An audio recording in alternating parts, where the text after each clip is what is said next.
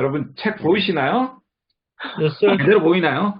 질문이 직업이 되는 세상. AI, 그죠? 질문이 직업이 되는 세상. 정확하게 하자라고 하면, 예, 이렇게 제목, 좋은 제목으로 뽑아냈죠.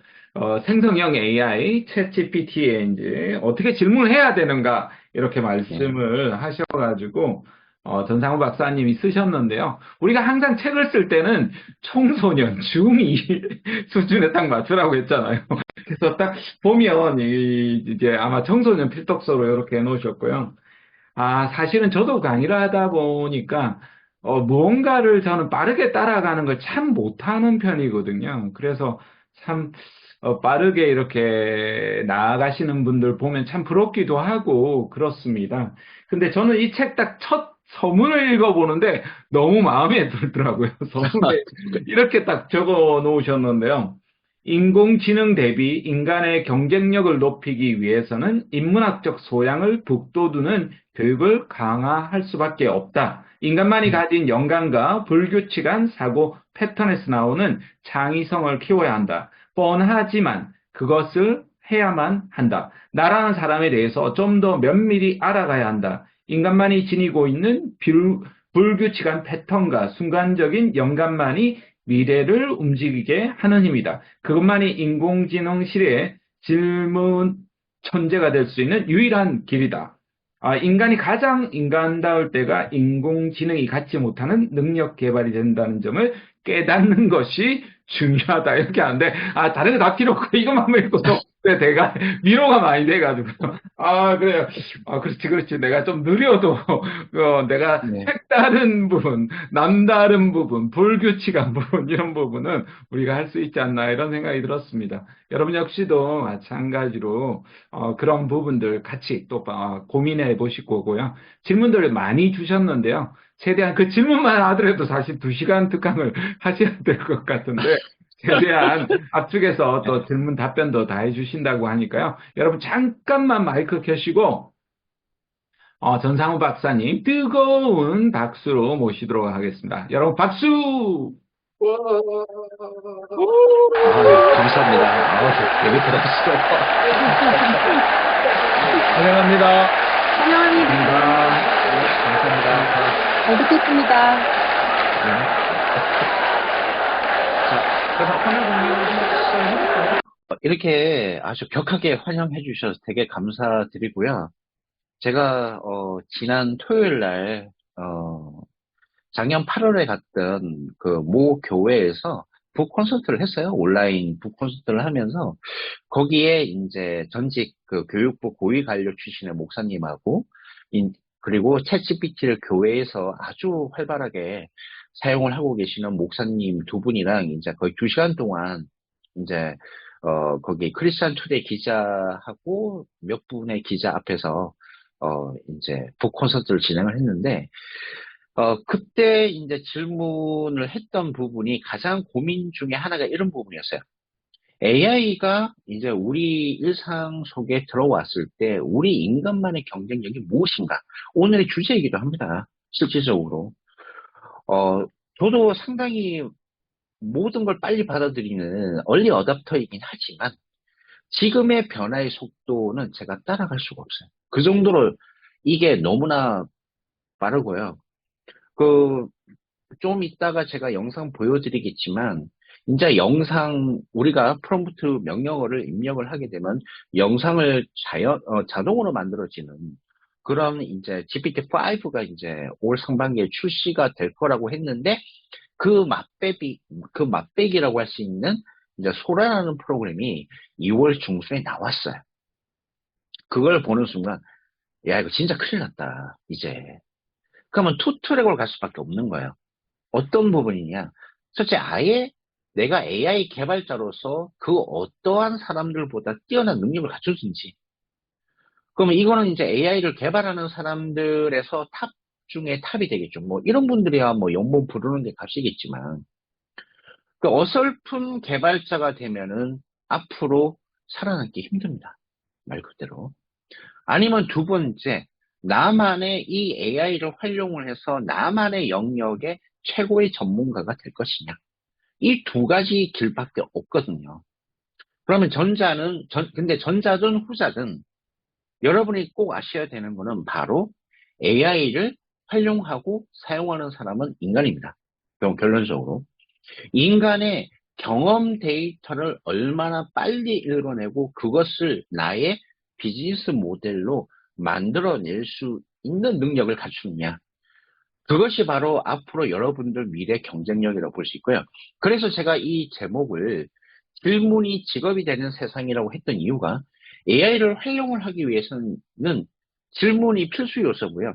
이것을 활용을 할 수 있어야 직업이 되는 세상이 왔기 때문에 이런 타이틀로 제가 이제 이 책을 한번 적어봤습니다. 즉, 그 앞에 나와 있죠. 질문이 세상을 바꾸는 시대에 이미 저희는 살아가고 있고요. 그래서 제가 오늘 여러분들에게 드릴 수 있는 통찰력은 앞으로 우리가 5년, 10년 뒤에 우리가 충격에서 대비할 수 있도록 우리가 가지고 있는 각자의 장점들을 최대한 이끌어낼 수 있는 전략을 같이 공유해 보고자 합니다. 저는 왜 이 책을 출간을 했느냐, 이 파란 부분 있죠. 이 파란색 부분을 제가 이야기를 하고 싶은데, 오늘 통했던 방식이 내일은 통하지 않는 과거의 것이 되어버리는 우리는 정말 케이오스라고 하는 혼란 속에서 우리는 살아가고 있어요. 정말 제가 미국에 있었을 때 디지털 세상에 올 줄은 알았지만 그때 당시 헐리우드 영화에 나왔던 이러한 미래가 지금 우리의 시대에 펼쳐질 거라고 상상도 못했습니다. 아무리 빨라도 2000년대 중반, 그러니까 뭐 한 2070년, 80년 정도 되어야 지금의 챗GPT 시대와 같은 세상이 열릴 거라고 봤는데 완전히 지금 저희 예상을 벗어났다는 거죠. 이러한 상황에서 우리가 지금 이제 아무리 빠르게 이 변화를 받아들인다고 하더라도 계속 기술 베이스로만 우리가 따라갈 경우에는 결국은 AI에 종속될 수밖에 없습니다.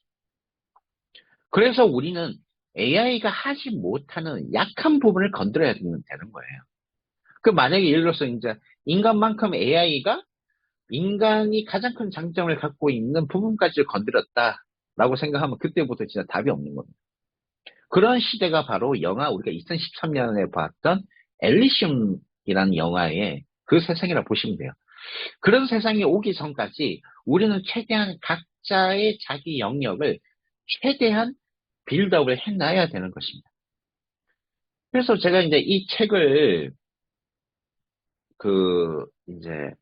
이 책을 낸 이후에 각 이제 그 독자들의 리뷰 중에서 좀 괜찮은 거 제가 두 개를 들고 왔는데요.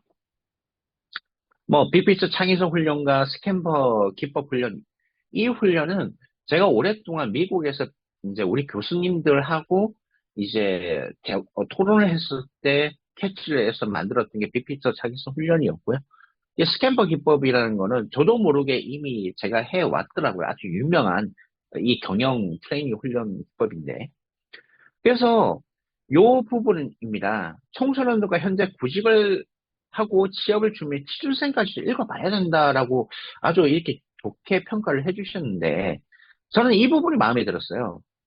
로드맵을 작성하는 데 큰 도움이 될 것이다. 실질적으로 저는 이 책을 만들면서 앞으로 미래 전략 로드맵에 대한 부분을 가장 많이 신경을 썼습니다. 또 하나가 이 부분이거든요. 개인적으로 AI 시대라고 하면 컴퓨터를 잘 다루어야 되고 새로운 트렌드를 빠르게 파악해야 된다고 생각했는데 우리는 인문학으로 다시 돌아가야 됩니다. 독서와 토론, 휴식 등 지극히 평범하지만 AI 시대의 가장 중요한 가치라는 걸 반드시 깨달으셔야 돼요. 얼마 전에 젠슨 황이라고 엔비디아 회장이 그런 얘기를 했죠. 앞으로 코딩 시대는 끝났다. 그렇기 때문에 기초과학인 바이오 쪽으로 신경을 쓰셔야 된다라고 얘기를 했잖아요. 이제 웬만한 개발자가 아닌 이상은 이제 코딩을 갖고 내가 앞으로 미래를 설계를 한다. 아니요. 이제 힘듭니다. 예. 지금 챗 GPT가 생성을 하는 코딩의 수준은 거의 중급 프로그래머 수준으로 지금 진행을 할 정도라고 해요. 실질적으로 프로그램 개발자들한테 물어봤더니. 그래서 이제는 그 개발자들이 어떤 프로그램을 짜고 이런 게 아니라 챗 GPT가 이렇게 산출해준 이 프로그램을 이게 맞는지 안 맞는지, 그리고 다른 거와 어떻게 융합을 할 것인지를 할 수 있는 개발자가 최고의 개발자입니다. 그런 사람들은 지금 몸값이 어마어마하죠. 하지만 새롭게 개발자가 되겠다는 사람들은 이 진입 장벽이 너무나 힘들어진 세상에 온 것이죠. 무엇보다 AI 쪽의 진로를 생각하는 학생이라면 직업과 대학 진학에 필요한 독서 활동도 중요한데 이런 부분까지 상세하게 언급을 해줬다라는 걸 캐치를 한 이분이 좀 대단하다고 봐요. 이 저자의 의도를 너무나 잘 파악을 했더라고요. 즉, 저는 이 책을 쓰게 된 가장 큰 동기는 앞으로 5년, 10년 뒤에도 이 책을 봄으로써, 저는 미래를 잘 대비를 했어요라는 이야기를 듣고 싶어서 이 책을 쓰게 됐습니다. 자, 우리는 그래서 2016년 한국고용정보원이 이야기를 했던 이야기로부터 시작을 하려고 합니다. 당시에 저는 4차 산업혁명 이렇게 바람이 불었던 시대예요.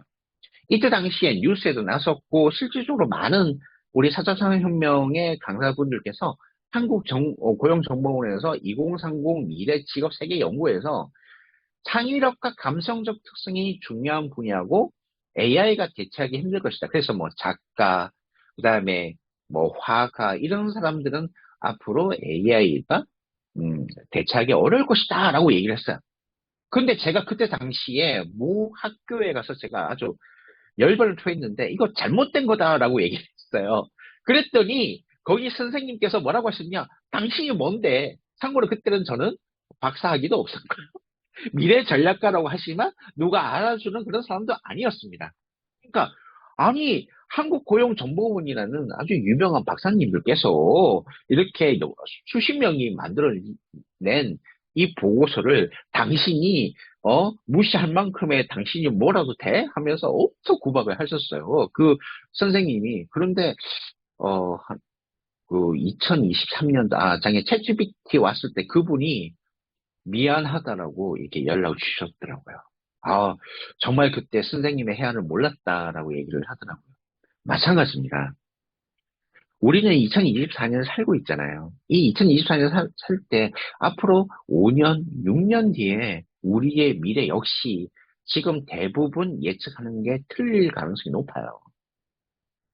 다시 한번 말씀드리지만 예를 들자면 구글에서 3만 명 정도를 해고를 한다고 하는데 더 많이 해고할 수도 있습니다. 하지만 어떤 사람들이 살아남을 수 있느냐?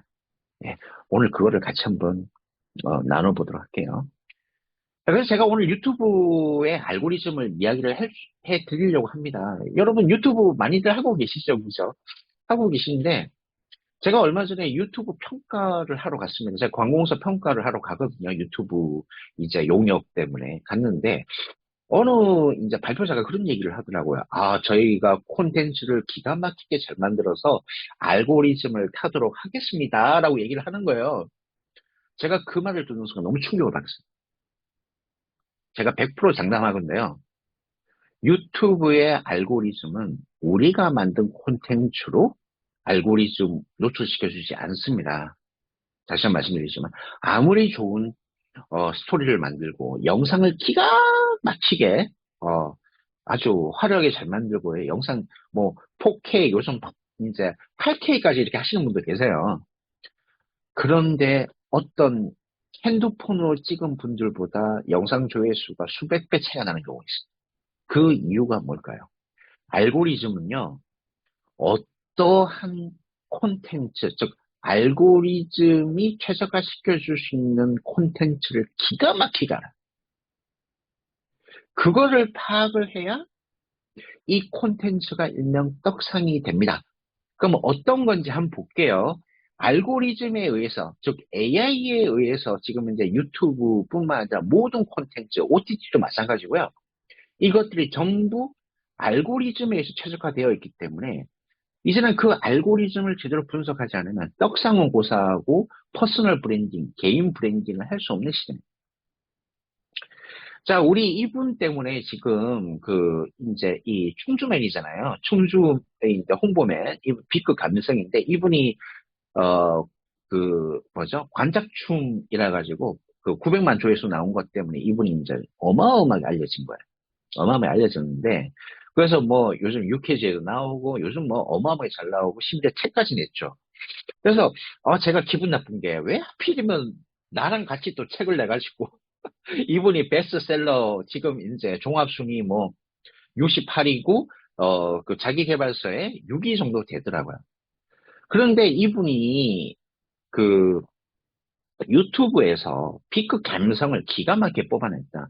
참고로 제가 이분한테 저희 첫 번째 책인 유튜브 떡상의 비밀을 보내드리기도 했어요. 참고를 했을 것 같은데.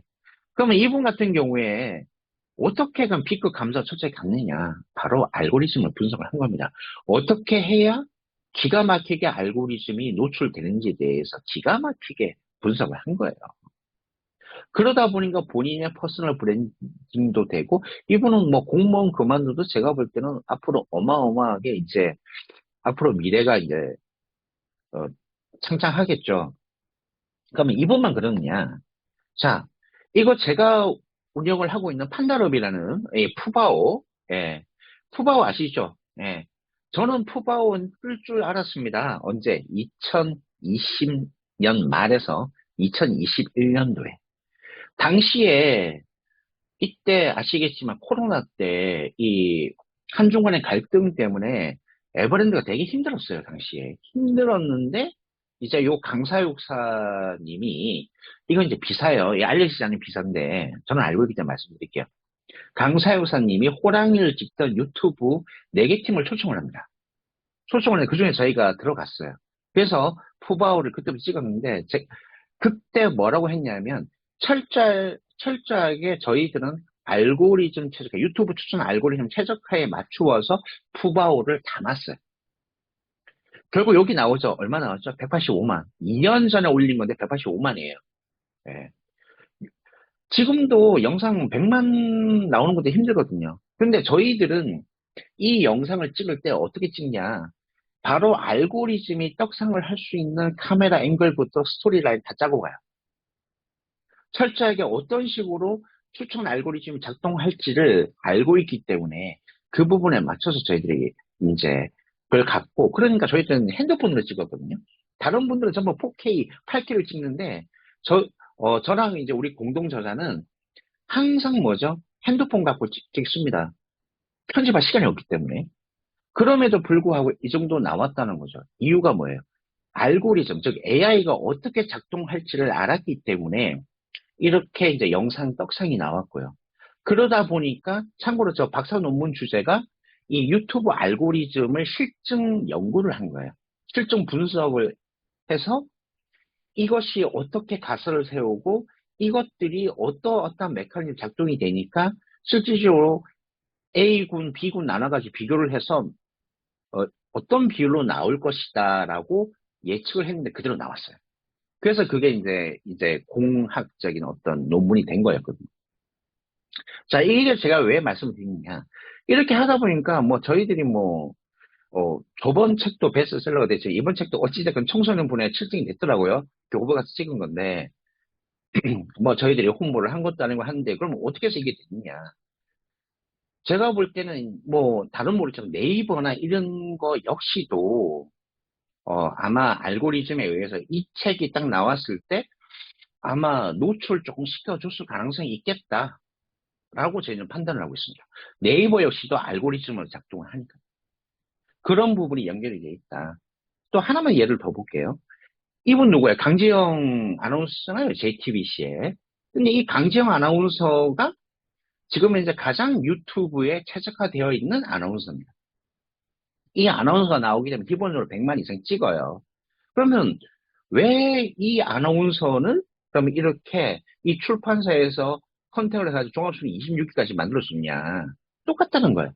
알고리즘을 연구를 하다 보니까 이 아나운서가 만약에 책을 냈을 때 떡상이 될 것이라는 걸 출판사에서 파악을 한 것 같아요. 이건 저희 추정입니다만은. 즉, 이제는 출판사들조차도 이런 유튜브, 즉 AI가 노출시켜주는 거에 의해서 떡상이 되느냐 안 되느냐까지를 파악을 하고 있다는 거예요. 아, 이거 제가 오늘 너무 큰 비밀 알려드리고 있는데, 즉 무슨 말이다? 혹시 내가 책을 쓰고 싶으신 분들 있잖아요. 그러면 내가 과연 이런 포털에서 최적화되어 있는 사람인가에 대해서 아셔야 됩니다. 예. 이제는 콘텐츠조차도 AI를 모르고서는 앞으로 뭐가 안 돼? 브랜딩이 안 된다라는 거예요.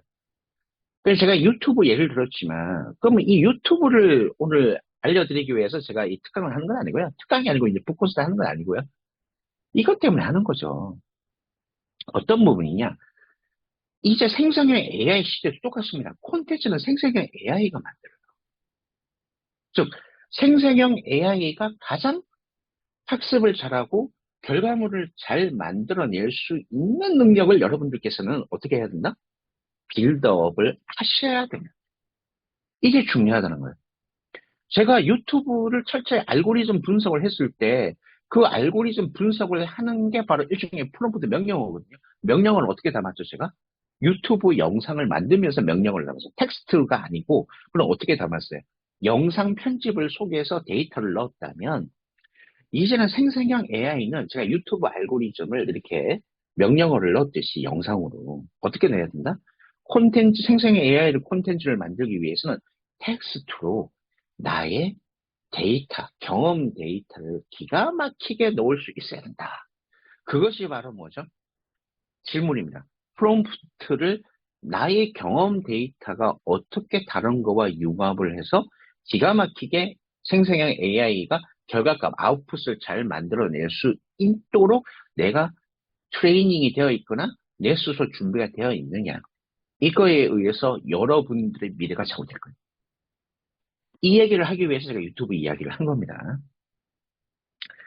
그래서 요 소라 보셨겠지만 이걸 누가 AI가 만들었다고 보겠어요? 영상 잠시 한번 볼게요.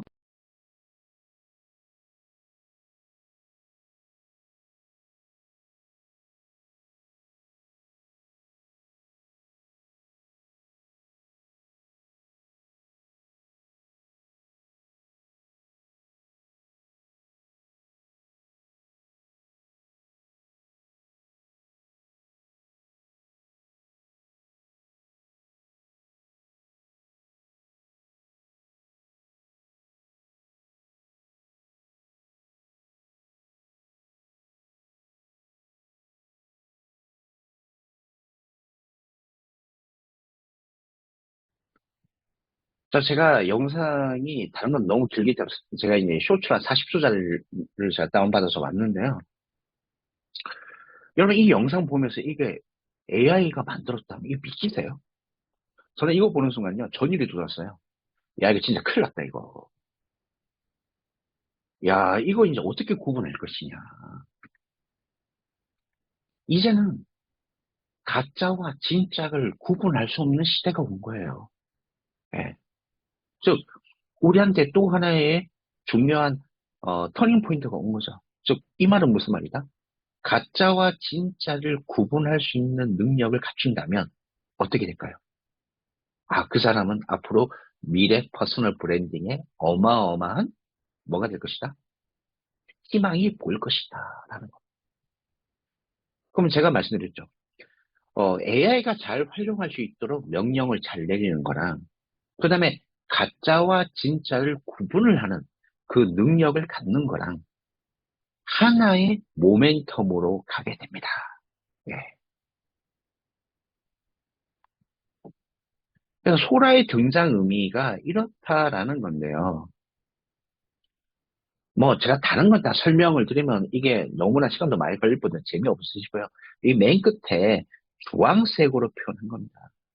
아까 제가 말씀드렸잖아요. 명령을 잘 내리는 거와 가짜와 진짜를 구분하는 가장 기본은 어디에서 나오냐? 질문입니다. 호기심이기도 하고요. 아이디어입니다. 경험적인 아이디어예요. 이것이 앞으로 나의 퍼스널 브랜딩 또는 기업의 브랜딩 다 연결이 되는 것입니다. 이런 아이디어가 무궁무진하게 샘솟을 때 그건 호기심에서부터 시작이 되고 철학에서 시작이 되고요. 인문학에서부터 시작이 되는 거예요. 기존에 우리 참 여기 문과생들이 많이 계실 텐데 그 얼마 전까지 뭐예요? 문성합니다라고 얘기를 했잖아요. 예. 챗GPT 이전만 하더라도 문성합니다. 그래서 왜? 아, 코딩이 중요해. 아, 코딩 교육 왜 안 시켜요? 예, 수학이 중요해. 막 그랬습니다. 근데 지금은 어때요? 지금은 인문학과 이런 뭐죠? 토론을 할 수 있는 어떤 인문학뿐만 아니라 어떤 그 다양한 어떤 그 인문학 기반한 뭐 사회, 경제 이러한 분야를 제대로 알지 못한다면 단순하게 공학적인 어떤 테크니션으로만 어 나아간다면 AI한테 100% 잡혀먹힙니다. 제가 아주 중요한 걸 우리 오늘 참가하신 선생님들께 알려드리는 거예요. 제가 이제 공대 출신대 CEO를 많이 만나보거든요. 아, 우리 회사 기술이 최고입니다. 라고 얘기를 했어요. 이 챗GPT 이전이에요. 개발자도 많으시고. 근데 제가 항상 물었습니다. 뭐라고 물었는지 아세요? 시장에서는 당신들의 기술이 최고 좋다라고 인정을 합니까? 라고 항상 물어요. 그러면 이분들이 뭐라고 얘기하냐? 아, 우리 기술이 최고라고 모든 기술사가 얘기를 하는데 왜 시장에서 안 받아들입니까?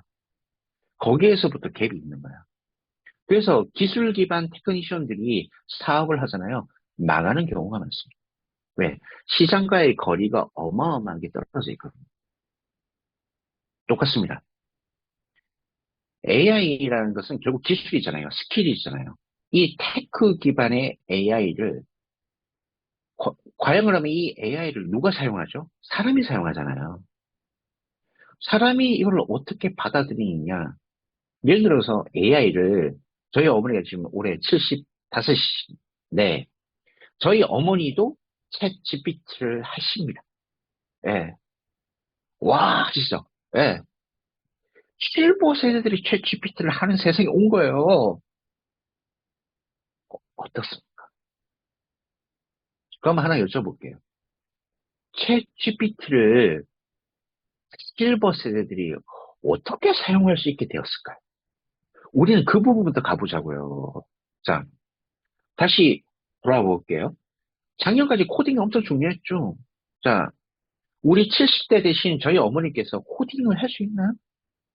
절대 불가능합니다. 예, 저도 코딩 하면 파이썬 끝장이는 정도예요, 저도. 예, 제가 뭐 C를 할 줄 압니까? 뭐 하는 거예요. 근데 저는 그때 확신을 했죠. 어떤 부분이냐. 챗GPT가 오는 순간에 이거는 게임 체인저다. 어떤 게임 체인저? 이제는 공대 기반 기술을 어느 정도 아는 문과 시대의 문과인들의 전성 시대가 왔다. 라고 저는 확신을 했습니다. 지금 그대로 흘러가고 있거든요. 그러면 어떤 부분에서 그렇다는 거죠? 아, 70대 노인이 챗GPT를 쓸 정도로 뭐가 이루어졌다? 사용자 경험이 엄청 보편화되었다라는 겁니다. 우리는 이걸 정말 중요하게 생각을 하셔야 돼요. 그것이 바로 뭐에서 나타났다? 소라라는 이제 이 뭐죠? 그 영상 자동 편집 툴이 나오게 됨으로써 이제는 뭐죠? 70대 노인분들도 그냥 막 찍어. 예? 막 찍어요. 찍어놓고 어때요? 그 영상을 올려놓고 뭐만 잘 들으면 돼요? 명령만 잘 들으면 돼요. 예를 들어서 이제 70 실버 세대 어떤 게 있죠? 아, 나 예를 들어서 이제 여기 부산에 계신 분들이 많으니까 아, 나 부산의 기장에 거기 대변항이죠. 거기에 멸치회를 내가 먹었는데 말이야. 이게 엄청나게 맛있는데 이걸 정말 사람들한테 기가 막히게 그 군침이 넘어갈 정도로 영상을 그 대상을 딱 정해놓죠. 아, 우리 실버 세대들 이런 분들이 숨을 꼴깍 할 수 있는 정도로 영상을 1분짜리 쇼츠로 만들어줘. 딱 소라한테 명령을 내리면 어떻게 돼요?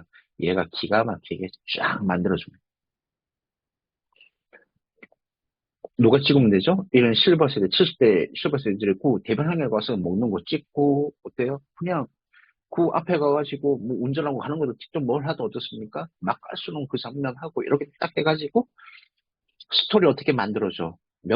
명령이죠. 스토리 어떻게 만들어줘? 70대 대상 딱 정해놔. 예. 그리고 그, 그 길이 정해놔. 그리고 그 뭐죠? 영상의 뭐 채도 이런 것들 아주 디테일하게 조금만 명령만 내리면 어떻게 돼요? 영상 기가 막히게 나오겠죠. 그러면 유튜브 알고리즘, 막 이거 유튜브에 올렸다 칩시다. 아, 쇼츠 군침이 돌아. 어떻게 돼요? 사람들이 막 본다니까요. 그런 시대가 왔다. 즉, 70대도 영상을 제작하는 시대가 왔다. 이게 바로 소라입니다. 예. 저는 이거 보는 순간에, 야, 이젠 진짜 아이디어 싸움이구나.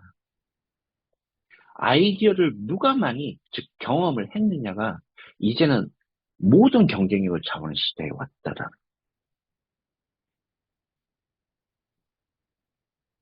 AGI가 이끄는 알고리즘 권력화. 그래서 이제는 모든 것들이 알고리즘이 이제 정하는 시대, 즉 AI가 정하는 시대에 온 겁니다. 유발 하라리, 사피엔스 아시죠? 그죠? 그리고 호모데우스에서 뭐라고 했어요? 유발 하라리에서 이제 데이터 교라는 걸 언급했죠. 여기서 말하는 데이터는 교는 지금 우리 시대. AI를 활용을 해서 뭡니까? 데이터가 축적이 됐을 때 이 AI가 사용자 경험에 기반을 해서 AI를 일상화할 수 있는 부족을 데이터 교도란 말로 그때 쓴 거예요. 이 호모데우스가 2018년인가 나왔으니까. 이 대단한 거죠. 6년, 7년 전에 이걸 예측을 했다는 게죠. 자, 이번에 말하신 이야기 중에서 우리가 집중하는 순간을 지루해 하는 순간을 AI가 기반할 때, 즉 AI의 알고리즘이 인식을 하면 그 영상은 어떻게 돼요? 그 영상은 이제 퇴출이라는 거죠. 하지만 우리가 너무나 재밌게 몰입해서 본다는 거예요. 보고, 이거 기가 막혀. 반응이 막 나와. 얼굴 표정이 다 나오죠. 다 읽으니까. 안면 인식 하잖아요. 그러면 어떻게 돼요? 이 영상은 무조건 노출시켜줘요. 라는 겁니다. 이제는 우리가 뭐가 되는 거예요? 프로슈머 시대인 거예요. 우리가 시청자인 동시에 우리가 생산자인 시대. 그렇기 때문에 알고리즘 권력화, 즉 사람들은 점점 더 AI에 이제는 점점 더 그 안에 몰입할 수밖에 없게 됩니다. AI와 인문학을 결합하는 국가만이 미래에 살아남을 수가 있습니다. 인문학 사고를 갖춘 IT 인재를 양성을 해야 된다고 그렇게 얘기를 했어요. 언제부터? 4차 산업혁명 시대부터 계속 얘기했는데, 근데 공대 출신들이 인문학적 사고 갖추기 어렵거든요. 예. 근데 제가 아는 저희 동료분이 있습니다. 저희 그 네트워크 협회의 그 박사님, 저랑 대학원 동기 박사님인데, 이분은 이제 순수 공대 출신인데도, 정보통신 쪽에 공대 출신이신데도 사용자 경험을 너무 잘, 예. 그래서 이분은, 콘텐츠 쪽도 홈쇼핑의 본부장으로서 그 홈쇼핑을 실질적으로 이분이 구축도 해보셨고요.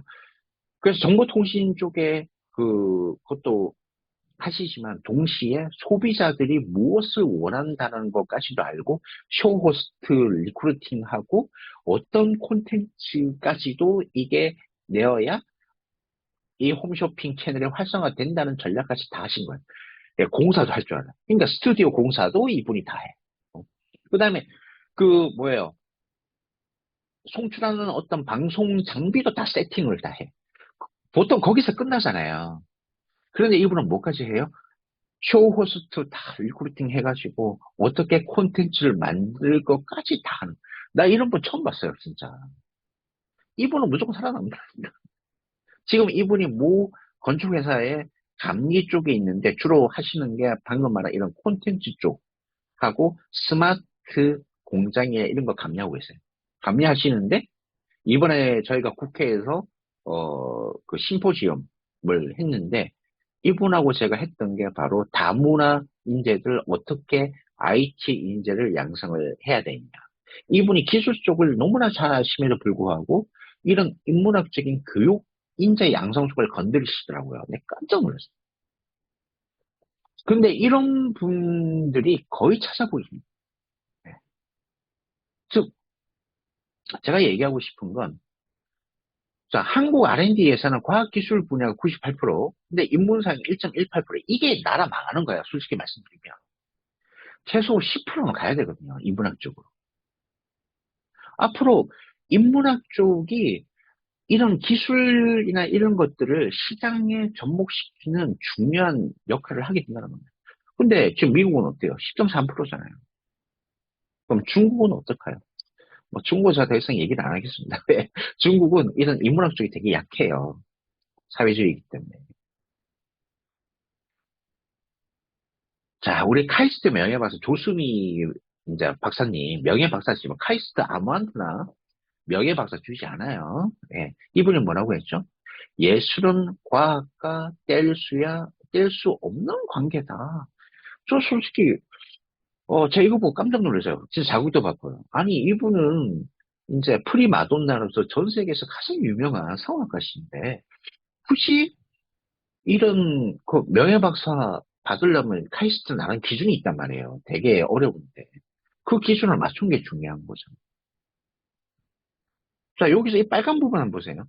AI 피아니스트의 반주에 맞춰서 노래도 부르고 아바타를 만들어 콘서트도 했다. 그러니까 여기 보시면 여기 지금 그 AI 아바타가 노래 부르고 있고 옆에서 따라서 이렇게 콜라보를 하고 있어요. 그리고 AI 아바타가 실질적으로 피아노 연주까지 하고 있습니다. 이게 채널 A의 유튜브 영상이 있으니 꼭 한번 확인해 보시기 바라고요. 인터뷰를 하러 나왔더라고요. 자, 그래서 이제 그 앵커가 물어보죠. 가까이서 경험한 과학 기술이 좀 뭐, 다르던가 이렇게 물어보니까, 과학적인 배경 속에서 살았다는 걸 실감을 했다라는 겁니다. 그래서 예술은 과학 기술과 뗄 수가 없다라는 걸 이분이 캐치를 했다는 거예요. 인문학적으로 가장 어떻습니까? 인문학에 가까운 분이 이 기술의 진화를 보면서, 아, 내가 이 기술을 적어도 활용을 할 수 있는 정도가 돼야 되겠다.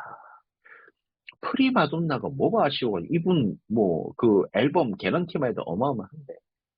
근데 이분이 그런 걸 깨달았다는 게 중요한 거잖아요. 그죠? 그러면 우리도 이거를 보면서 영감을 받으셔야 됩니다. 아, 우리가 가지고 있는 이런 진로 진학 강사로서의 어떤 영감, 인문학적인 베이스와 적어도 AI를 활용할 수 있는 능력은 갖추자. 근데 AI 활용이 어려운 건 아니거든요. 제가 이거를 보면서 이제 제가 2달 전에 그 모 대학교 학생들 세스에 2024 참가하는 학생들 대상으로 강의했던 내용 중에서 몇 가지 발췌를 해놨습니다. 그때 제가 이 참가하는 학생들한테 중점적으로 봐야 될 부분을 이야기를 했는데 제가 가장 이 오렌지 색깔로 해놨죠. 생성형 AI가 생활 속으로 들어올 것이다. 생활이라는 말을 딱 보는 순간 뭐가 되는 거야? 아, 이거 인간과 인간의 관계, 바로 사용자 경험이다. 이 키워드를 살려서 사용자 경험을 제대로 어프로치하고 있는 테크 기업을 제가 15개 예를 들어줬어요. 학생들이 난리가 났다 하더라고요. 아니, 이런 걸 어떻게 포인트를 잡아서 이야기를 해주십니까? 라고 이렇게 저한테 피드백이 왔어요. 그거를 주선했던 어떤 그 회사 측에서. 자, AI를 이렇게 사용자 경험에 녹여내니까 모빌리티, 바이오, 뷰티, 헬스케어, 콘텐츠, 공간 컴퓨팅 다 연결되죠. AI와 사용자 경험이 이루어졌을 때 모든 산업에 이제 적용이 되기 시작을 했다는 거. 그래서 제가 한번 여쭤볼게요. 지금 혹시 갤럭시 S24 사용하시는 분 손 들어보세요. S24 있어요? 예, 손 안 드셔도 되고요. 예, 여기에 채팅창으로 이야기해 주시면 됩니다. 예, 화면이 안 보이시는 분들이 많기 때문에 예, S24 사용해 보신 분들 있으시면 제가 물어볼게요. 거기 챗 GPT가 예상이 되어 있어요. 예정이 되어 있는데 여러분들이 통신 이제 와이파이도 끄시고 그다음에 모바일 데이터도 끄신 상태에서 챗GPT 작동을 해보세요. 챗GPT 작동이 되는지 안 되는지. 챗GPT 작동이 됩니다. 그것이 바로 온 디바이스 반도체가 내장이 됩니다. 제가 이것을 세스 2024 되기 전에 예측을 했었습니다. 사용자 경험이 중요하다는 안 거예요. 즉, 와이파이나 이런 통신망이 끊기더라도 챗GPT가 오프라인에서 작동이 되는 반도체를 집어넣은 게 S24 지금 대박 났잖아요.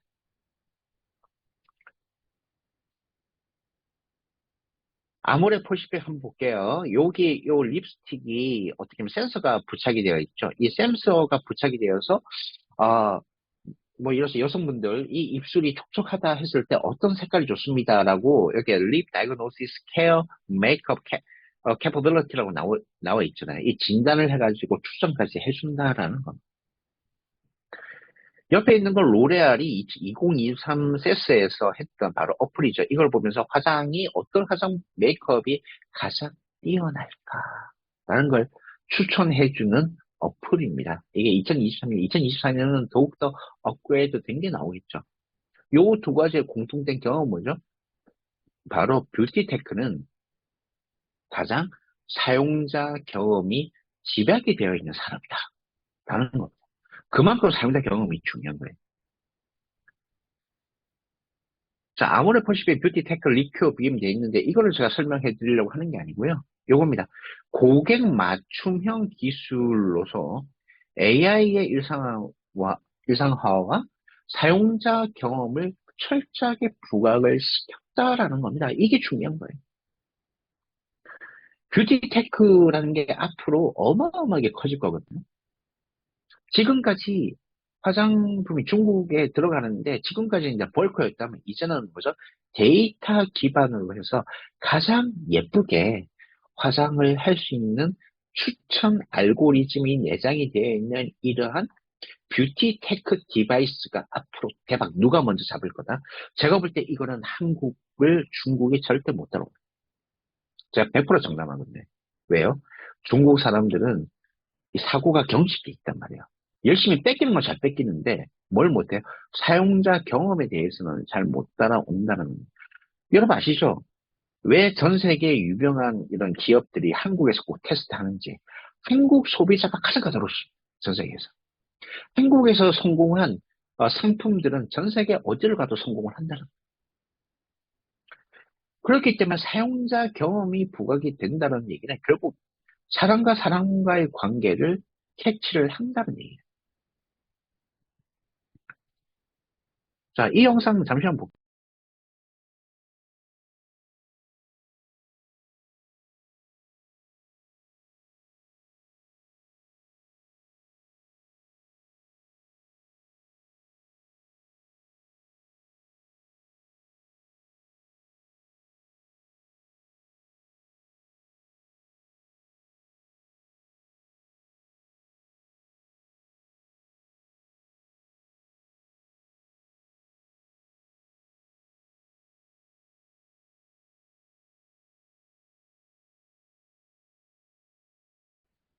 자, 이 영상은 뭐냐고 하면요.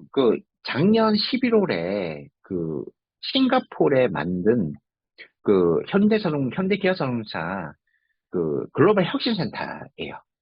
글로벌 혁신센터인데 1층에서 5층까지 되어 있는데 모든 자동차 제작하는 공정이 오토메이션, 자동화되어 있습니다. 로봇으로 다 자동화되어 있고요. 그와 동시에 사람들이 차를 출고할 때 가서 다 둘러보게 돼 있어요. 사용자 경험에 맞춘 거죠. 체험하게 했고, 그 센터가 이제 어떤 역할을 하냐. UAM이라는 이제 도시망고 모빌리티를 이제 거기에 이제 싱가포르이 전 세계에서 가장 법규가 앞서가기 때문에 그 부분을 이제 해서 한국에 안 짓고 거기다 지은 거예요. 어마어마한 돈을 들여서. 그런데 중요한 거는 이걸 어디에서 컨트롤한다? 현대자동차 울산 공장에서 모든 걸 다 컨트롤합니다. 그게 디지털 튜닝이라는 기술이거든요. 자, 그래서 현대자동차 지향하는 미래 모빌리티인데 이걸 다 설명드리는 건 의미가 없고요. 이 부분입니다. 이거 못하는데 왜 이게 사라졌지? 자, 고객 중심의 플랫폼 UX의 부각이라서 사용자 경험이에요. 이게 철저하게 사용자 경험에 맞추어서 이제 UX, 즉 AI가 부각이 되기 시작했다라는 겁니다. 도대체 현대자동차 역시도 AI와 로봇과 UM, AI 팩토시 결국은 뭘 지향을 한다? 사용자 경험에 축적을 해서 새로운 사용자 시장을 만들겠다는 게 현대자동차 지향하는 미래 모빌리티예요. 제가 저번에 잠시 언급을 해줄 수 있는데 이 스피어가 이제는 미래 사용자 경험에 가장 확실한 어, 그 아이템이다 이렇게 보시면 되겠습니다. 그 여러분 유튜브 가보시면 그 한국 그 유튜버들이 그 미국에 가서 애플 비전 프로를 막 이제 조작을 해요. 여러분 이제 예전에 심슨 가족 카드에 보면 사람들이 거리를 다니면서 뭡니까? 이런 그 뭐죠? 이제 엑셀 기계를 갖고 막 돌아다니면서 좀비처럼 다니는 게 있어요. 그게 95년도에 나왔는데 이제 30년이 지난 이 시점에서 현실화되는 시대에 왔다는 겁니다. 이러한 가상현실이 이제 실질적으로 우리가 현실 속에서 경험을 하게 되는 세상이 됐다는 겁니다. 이게 세계에서 가장 큰 구체 건축물인데 이 내용이 중요한 게 아니고요. 요겁니다. 사용자 경험 데이터와 미래 비즈니스와의 연관성을 체험하게 만들었다는 거예요. 즉, 사람들이 무언가를 체험하기 위해서 이 체험 데이터를 뽑아냈을 때 뭐가 된다는 거죠? 진정한 미래의 먹거리가 되고 미래의 비즈니스가 된다는 겁니다. 그러면 이 체험, 체험은 어디서 나오죠? 인간과 인간의 관계 또는 인간과 사물과의 관계 모든 게 인간이잖아요. 인간의 본질, 인간이 원하는 그 심리학적인 그리고 인간이 원하는 욕구가 무엇인가 그것을 제대로 알고 있는 사람들이 이러한 AI를 활용을 했을 때 뭐가 된다는 거죠? 엄청난 AI에 관련되어 있는 미래 경쟁력을 갖추게 된다는 겁니다. 그래서 제가 이 책 이름을 AI 질문이 직업이 되는 세상이라고 큰 타이틀로 언급을 한 거예요. 그거를 전제를 해놓고 이제 그러면 지금까지는 이 책을 이렇게 만들겠다라고 자 전체적인 개념을 잡아 드리려고 앞에서 언급을 해봤고요. 그럼 앞으로 그럼 이 능력 즉 사용자 경험이라는 이 능력을 어떤 식으로 파악을 해서 내 것으로 만들어서 미래지향적으로 접목을 시킬 것이냐. 그럼 그것을 할 수 있는 능력을 길러야 되겠죠. 그죠? 그 능력에 대한 부분을 이제부터 설명을 드리도록 하겠습니다. AGI가 인간을 뛰어넘는 시대에 우리는 이제 온 겁니다. AGI, 즉, 인공지능이 인간의 지능을 뛰어넘는 인공지능을 AGI라고 하거든요. 일반 인공지능 혹은 범용 인공지능이라고 해요.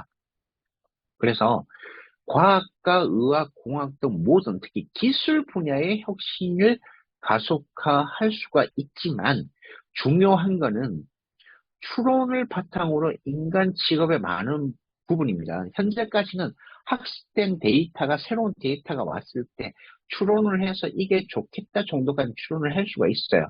그런데 예기치 못한 데이터가 들어왔을 때는 얘가 작동이 안 됩니다. 아직까지. 네. 그것이 우리 인간이 가지고 있는 인문학적인 영감이에요. 그 능력을 빨리 여러분들 최대한 극대화를 시키셔야 앞으로 미래에 살아남을 수 있습니다. 그러면 이러한 인문학적인 나의 능력을 극대화하기 위해서는 호기심이 발동이 돼야 되거든요. 그럼 이 호기심이란 건 어디에서 나오는 거다? 바로 경험이에요. 내가 아무런 경험이 없이 이 호기심을 작동할 수는 없습니다. 호기심이 있어야 어떻게 되죠? 뭔가 미래를 향해 나아갈 수 있고 미래지향적이 될 수 있는 거예요. 예. 그래서 욕망이라고 하죠. 욕망은 어디서 나옵니까? 호기심에서 나오는 거고. 예. 예를 들어서 이제 부산에 계시는 분들이 많으니까 부산은 도로가 참 운전하기 제일 힘든 도시가 부산입니다. 그죠? 갑자기 1차로로 가는데 갑자기 차선이 직진이었는데 갑자기 좌회전이 되고 그래요. 예. 진짜 환장합니다. 부산은 특히 제일 악명이 높은 동네가 두 군데. 저는 제 생각은 두 군데. 어디에? 첫째, 부산항대교. 특히 영도 램프에서 그 올라올 때 진짜 스릴은 말할 것도 없습니다. 근데 부산 분들 대단한 게 어때요? 그걸 또 2층 버스를 몰아. 거기에 램프 올라올 때. 사람들이 그거 롤러코스터 탈 필요가 없어요. 제가 볼 때. 그거만 타도 롤러코스터야. 아, 근데 진짜 신기했거든요. 제가 볼 때 왜 부산에서 운전을 하면 전 세계 어디를 가더라도 운전을 할 수 있다. 저는 지금 맨하탄은 제가, 내비게이션 없이 저는 맨하탄을 운전을 할 수가 있거든요. 부산보다 맨하탄 운전이 더 쉬워요. 왠지 아시나요? 부산이 그만큼 전 세계 가장 어렵게 운전을 할 수 있는 곳입니다. 그런데요. 제가 이 얘기를 왜 하느냐. 전 세계 버스 기사 중에서 가장 운전하는 기사는 제가 볼 때 부산 운전 버스 기사, 특히 저기 삼복도로 다니는 86번 버스 기사분이에요. 제가 90년대 학번이잖아요. 제가 90년대 그때 당시에 버스 다 수동이거든요. 수동인데 어떤 한 아저씨가 기억이 납니다. 어떤 아저씨냐. 한 손에 담배를 피시고 담배를 피시고 한 손에 그, 그 뭐죠? 발은 옆에 뭐죠? 데크에 올려놓고 그냥 담배 피시면서 뽕짝 들으면서 있잖아요. 그 꼬불꼬불한 길을 운전을 하시는 거야. 지금 보시면 제정신이 아닌 건데 벌써 30년 전 얘기거든요. 그게 가능했다는 게 부산의 요 드라이버들이 어마어마하잖아요. 제가 이 얘기를 왜 말씀드리느냐. 저도 역시 부산에서 운전을 했기 때문에 맨하탄에서 과감하게 운전을 할 수 있었던 거예요. 왜? 부산의 별의별 경험, 데이터, 특히 뭐가 유명해? 트레일러들 엄청나잖아요. 일명 트레일러를 한번 넘어지면 어떻게 됩니까? 그 자물쇠 안 채우잖아요. 일명 짜부되잖아요. 특히 저기 우암동의 그 로타리 쪽에. 그죠? 그쪽으로 갈 때 항상 조심하셔야 돼. 제가 그걸 알다 보니까 이걸 어디다 경험을 했어요? 맨하탄에 바로 접목시키. 맨하탄의 이 부분에, 맨하탄은 한번 운전을 해보세요. 진짜 사이코들이 많아요. 예. 빨간불인데 그냥 지나가요. 그냥 지나가요. 그런데 느낌이, 아, 이때쯤 되면 사람들이 지나다닐 것이다 해서 항상 속도를 늦추잖아요. 그래서 사고가 안 납니다. 사고가 안 나는 거예요. 근데 별의별 사고가 납니다. 그런데 제가 만약에 서울에서 운전을 했더라면, 과연 제가 맨하탄에서 운전할 수 있을까요? 못한다라는 거죠. 그게 어디서 나왔다? 아, 부산에서 이러한 사람들이 이때 튀어나오더라. 라는 경험이 있다 보니까 맨하탄에서 특히 핍스 에비뉴, 그 복잡한 핍스 에비뉴에 몇 번가에서 이때쯤 사람이 튀어나올 것이다 라는 뭐가 있어요? 호기심, 의문이 생기잖아요. 항상 질문을 던지면서 운전을 하거든요. 전 내비 안 믿어요, 맨하탄에서는. 왜? 작동이 안 되는 경우가 많기 때문에. 자, 제가 이 말씀을 왜 드리냐. 부산의 예를 들었지만, 경험은 단순히 해보는 걸 의미하지 않고요. 행함으로써 어려움을 찾아내거나 해결을 하는 겁니다. 부산에서 운전하면 진짜, 어, 저도 막 욕이 나올 때가 많아요. 왜? 막힐 때는. 하지만 그거를 참았기 때문에 맨하탄, 끔찍합니다. 예. 30km, JFK 공항까지 가는데 5시간 걸리는 경우 있어요. 예. 그런데 그거를 이겨내고 했다는 그 경험이 쌓이다 보니까 이제 어떻게 전 세계 어디를 가더라도 운전을 할 수 있는 것뿐만 아니라 맨하탄을 다 머릿속에 그리고 있는 거죠. 이것을 그리다 보니까 이러한 그릴 전체를 보는 그림을 그릴 수 있다 보니까 이게 제가 이번 책 쓸 때 어마어마하게 저한테 도움이 되는 내용으로 왔다라는 거예요. 저 경험은 인내예요. 그 인내 속에서 뭐가 나온다? 바로 인문학적인 성찰이 나오는 겁니다. 철학자인 소크라테스도 뭐죠? 소크라테스의 부인이 왜 악처였죠? 예. 맨날 돈 안 벌어오니까. 그래서 맨날 바가지 긁었죠. 근데 소크라테스는 그 부인의 바가지를 이겨내면서 뭡니까? 진리를 깨달아갔다라는 이야기가 있어요. 예. 예, 예, 댓글이 기가 막히네요. 예, 예. 예, 맞습니다. 예, 전부 공감하시네요. 예, 맞아요. 예. 근데 부산 얘기 너무 오래 하면 그러니까. 자, 넘어가서. 그래서 기발한 질문은 어디서 난다? 다양한 경험에서. 즉, 이 다양한 경험이 여러분의 미래를 바꾸는 겁니다. 예. 질문력으로 수익을 창출합니다. 대표적인 유튜브죠. 자, 이거 처음으로 공개를 하는데요. 아까 푸바오 영상 185만이잖아요. 그거 수익이 한 5천 달러 정도 될 겁니다. 그 영상 하나가 5천 달러예요. 예.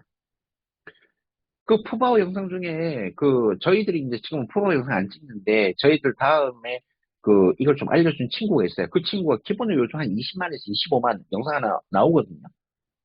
예, 그 친구는 제가 볼 때 한 달에 못 벌어도 최소 2, 3천 원 벌 거예요. 유튜브로만 하는데도. 예. 왜 그럴까요? 예, 푸바오 영상이 어떻게 하면 사람들한테 노출될 것이라는 거를 저희들이 엑기스 좀 몇 가지 알려줬거든요. 지금 잘하고 있더라고요. 똑같습니다. 자, 생생한 AI 쪽으로 얘기를 해볼게요.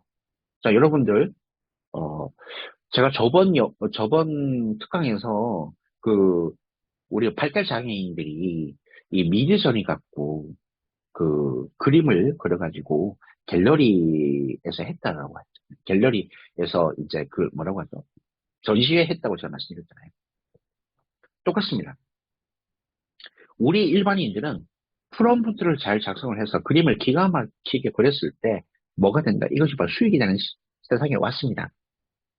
실제로 이런 어떤 뭐죠? 생성형 AI 프롬프트를 거래하는 거래소가 미국에는 있어요. 영어로 되어 있는. 그러다 보니까 그럼 프롬프트는 뭐에 의해서 만들어진다? 기발한 질문, 즉 기가 막히게 이런 디테일이 디테일이 악마라고 하잖아요. 이런 디테일이 기가 막히게 잘 짜여졌을 때 바로 뭐죠? 나의 수익과 100% 이게 연동이 된다는 것이죠. AI는 호기심진입니다. 제가 이 표현을 하면서 잠시 쉬어갈 건데요. AI는 왜 호기심진이에요? 여러분 알라딘 램프 아시죠? 진이야 나와라 나와 하니까 항상 뭘 해요?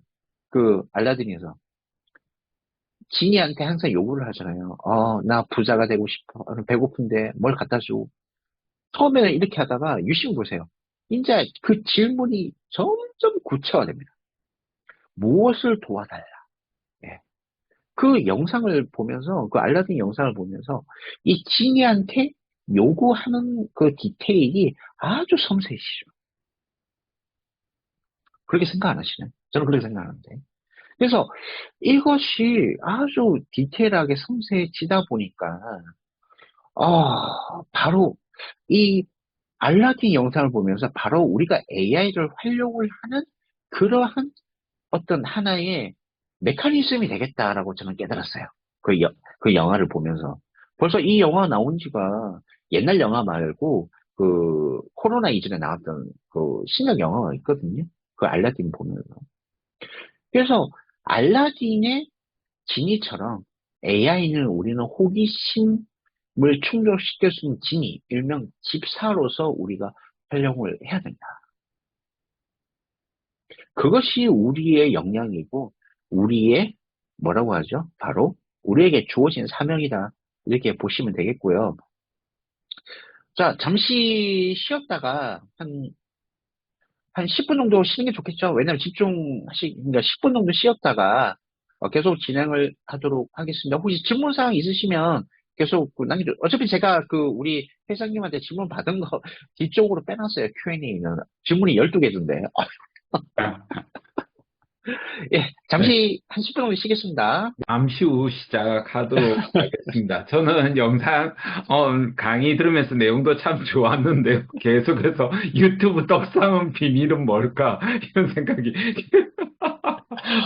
아니에요. 오늘 뭐 유튜브 이야기를 하려고 했던 건 아니고, 예, 이게 이제 유튜브가 가장 AI가 보편화되어 있는 곳이기 때문에 그 예를 들어 드린 것 뿐입니다. 예, 네, 예, 나누시면 알겠습니다. 좋겠네요.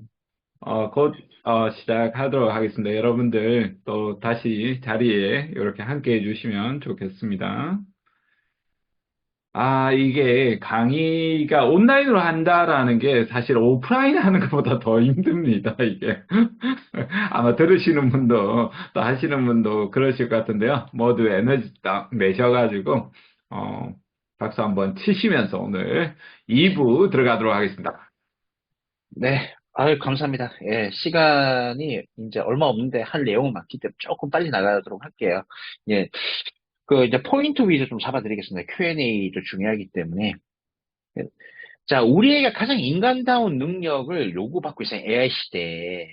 그렇기 때문에 AI는 인간다운 능력이 가장 극대화됐을 때 AI는 우리가 컨트롤할 수가 있습니다. 하지만 우리가 만약에 인간다움 자체를 그 능력이 최저로 떨어진 상태에서 AI만 쫓아간다면 어떻게 될까요? 예, 바로 AI의 종속이 된다. 그래서 항상 호기심과 비판적 사고와 동시에 의문을 가져야 돼요.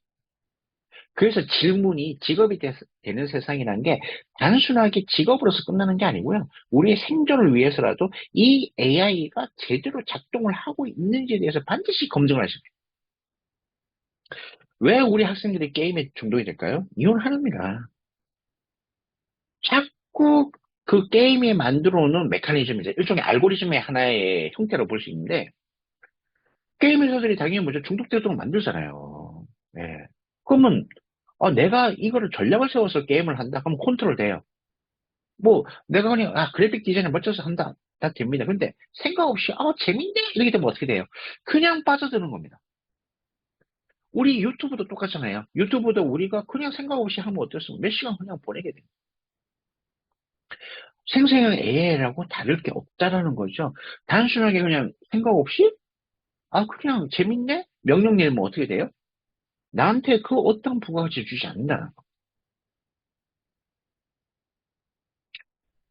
AI 시대의 중앙관리자의 종말이에요. 최고만 살아남을 것이다.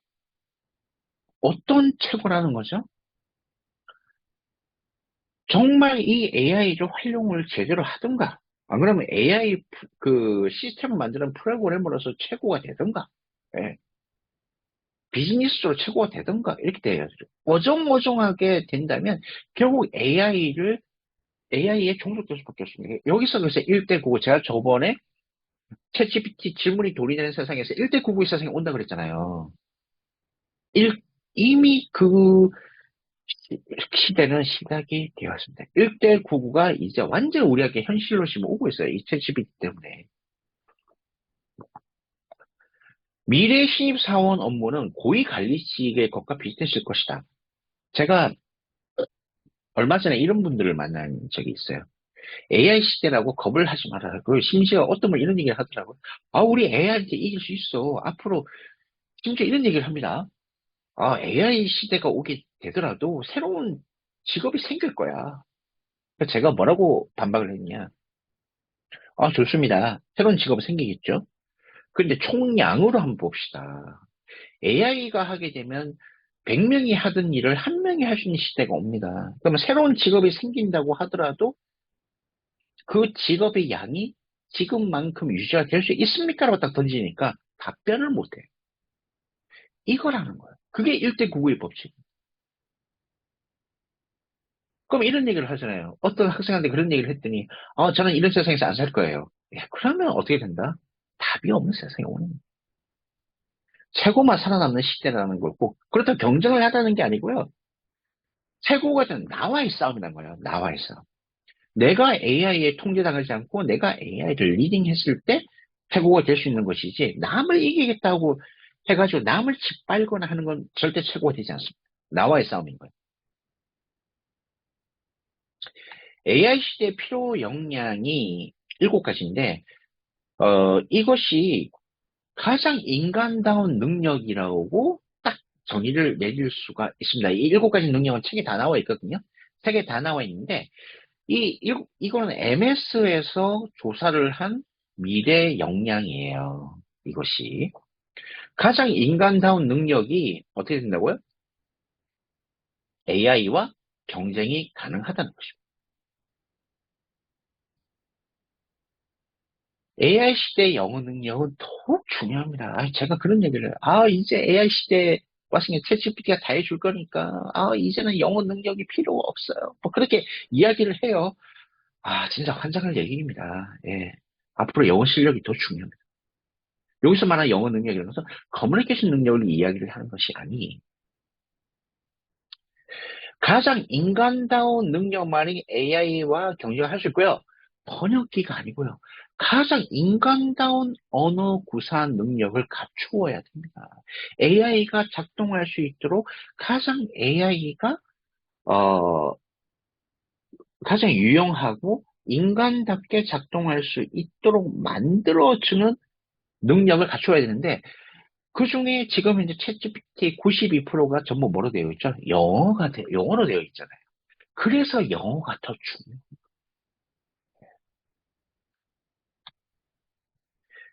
AI 시대에 가치 있는 지식은 어떤 지식이다? 가치를 더해서 지혜가 된 지식을 의미를 하거든요. 즉 경험이 부과가 된 거예요. 경험을 통해서, 많은 인내를 통해서 그 성찰이 된 지식이 더해져야 됩니다. 그런데 그게 국내로 끝나는 게 아니고, 왜 영어가 중요하냐? 그 많은 챗GPT를 활용하기 위해서는 영어적인 데이터가 중요합니다. 예를 들어서 이런 얘기가 있잖아요. 영어로 나 팁을 더 줄 테니까 답변을 이렇게 잘해줘 하잖아요. 진짜 답변이 달라요. 한번 해보세요. 영어로. 나 너한테 팁 줄 테니까 이러한 질문을 던졌을 때 답을 더 잘해줘 하면 실질적으로 답이 달라집니다. 그거 누가 학습시켰죠? 사람이 학습시켰어. 자, 제가 여기 영국에 있는 이게 BSC라는 그 영국의 영어 학교의 프로그램을 만드시는 코디네이터가 작년 3월에 왔어요. 그때 왜 왔냐? 이제 코로나 이후에 이제 이제 어학원들이 엄청 힘들어졌다라고 해서 엄청 고민을 하고 있는. 근데 그때 당시에 챗GPT 발행 불었죠. 제가 그때 뭐라고 얘기했냐? 너네들 AI를 효과적으로 사용할 수 있는 영어 과정을 만드세요라고 제가 코디네이션 해줬어요. 작년 3월. 여기 나오세요. English Skills for AI라고 제가 런칭을 시키는데, 이분이 다니엘이라는 분인데, 이분이 정말 아마 전 세계에서 가장 그 어떤 교육 프로그램 잘 만드신 분 중에 한 분일 거예요. 그래서 이분한테 제가 옆에 이렇게 제가 설명을 한 겁니다. 근데 6개월간 이해를 못 하는 거야, 이거를. 도대체 챗GPT가 뭐, 진짜 이거를 이해를 시키는데 6개월 걸렸어요, 6개월. 그런데 이분이 지금 어떻게 이 프로그램을 접목을 시켰는지 한번 보도록 하겠습니다. 절대 그 학교를 소개를 하려는 게 아니고요. 이 프로그램을 어떻게 이분이 전혀 챗GPT를 몰랐던 뭐죠? 영국 원어민이 어떤 식으로 이 AI의 영어 스킬이 접목을 시켜서 빌드업을 하는 그런 프로그램을 만들었는지, 이분과 다른 영어 선생 한 분이 나오는 프로모션 비디오를 잠시 보도록 할게요. Hello and welcome to BSc Education. Today we're going to talk to you about English skills for AI. Our new innovative course uses a variety of commonly used AI tools to create texts, videos, ebooks, and AI art, It blends teaching and practical work. and gives you the skills needed to succeed in a world that's being shaped by AI tools. By the end of this course, you will understand how AI works How you need to interact with it, and, most importantly, the English language skills needed to direct AI to the output you desire. English is the core language of AI, and meaning is always lost in translation. For this reason, it's essential that you have a high level of English in order to get the most out of these tools. AI doesn't know what you want it to do. You have to be able to picture the outcome you want and communicate this effectively to the tool. That's where we can help. We give you the English skills needed to direct AI tools and to work with others to create real-world outcomes. On this course, you will learn English language skills, AI prompting skills, collaborative project skills, and an understanding of AI ethics, including copyright, academic integrity, and social responsibility. These projects not only build your skills, but allow you to prove them to employers, both present and future, using the BSc Digital Portfolio. AI is already changing the present. Prepare for your future with BSc. Great things start here.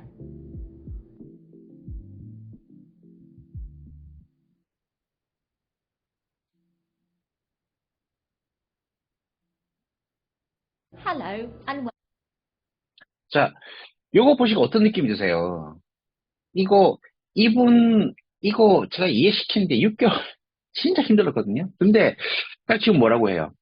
AI가 지금 현실을 바꾸고 나가고 있고, 영어의 실질적인 어떤 그거를 잘 이렇게 번역기를 올려서 이렇게 하게 되면 중요한 것들이 빠져나간다고 되어 있잖아요.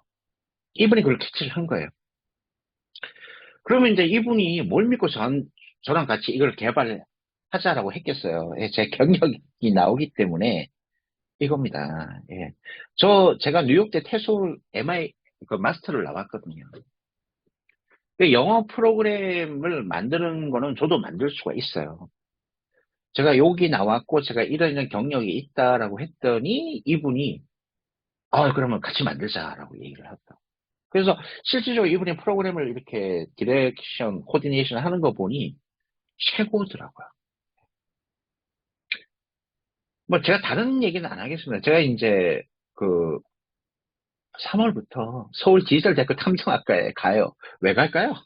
제가 질문 하나 더 줘볼게요. 아니, 이 박사님이 여기 왜 갈까? 이런 얘기를 하는데 답을 미리 드릴게요. 시간 관계상. 예.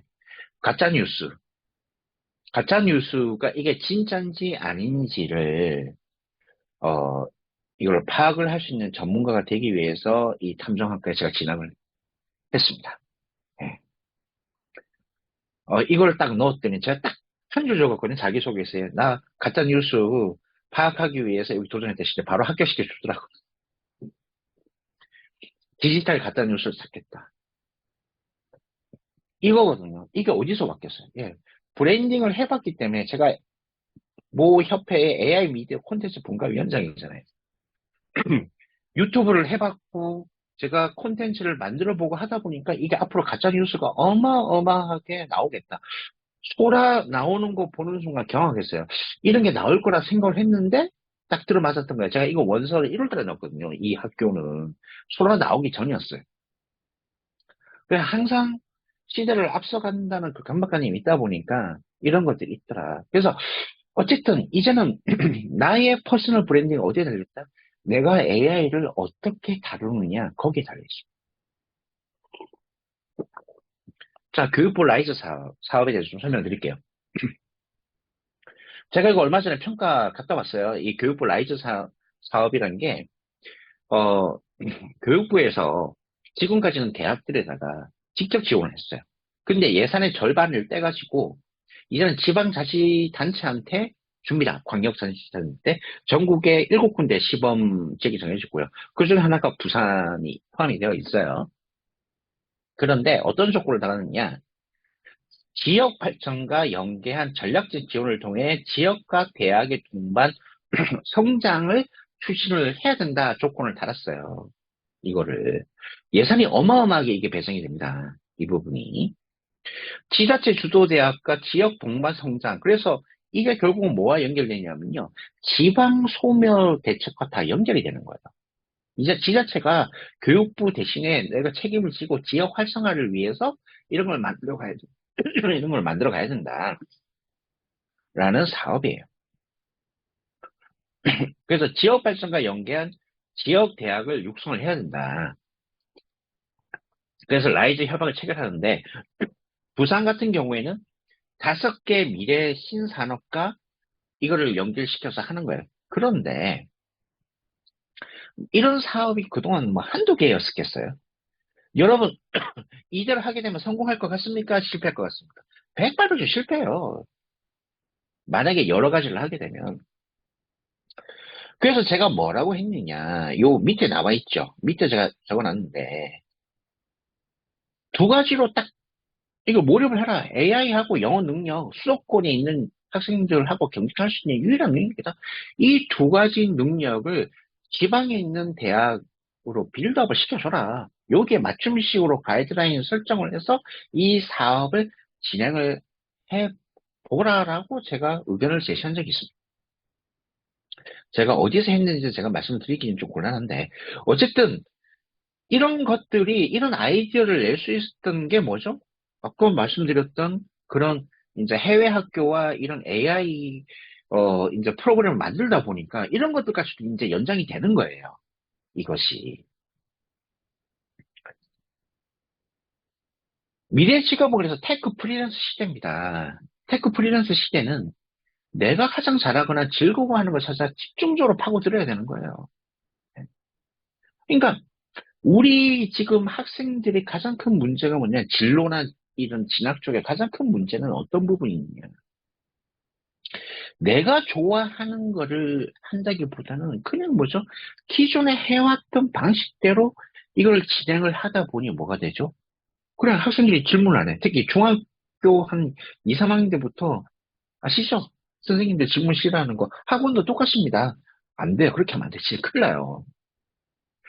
질문이 많으면 많을수록 좋은 겁니다. 제가 오늘 아까 회장님께서 질문 12개 주실 때 저는 속으로 기뻤어요. 아, 내가 스트레스 받지만 내가 해드릴 이야기가 많구나. 예, 적어도 오늘 이 2시간 동안 시간을 내셨는데 의미 있는 시간이 돼야 되잖아요. 그러면 쌍방향이 돼야 된단 말이에요.